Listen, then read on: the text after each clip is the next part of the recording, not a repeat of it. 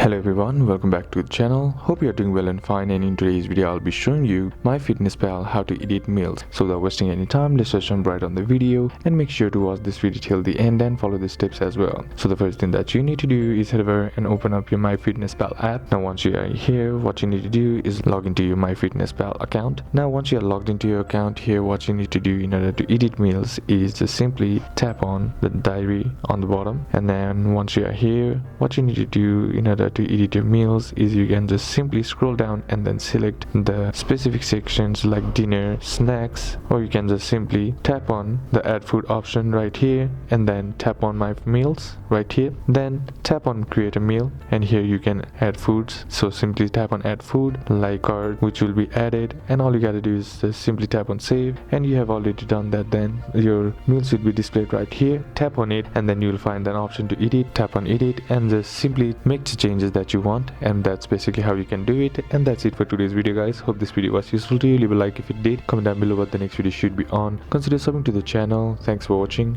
Bye bye.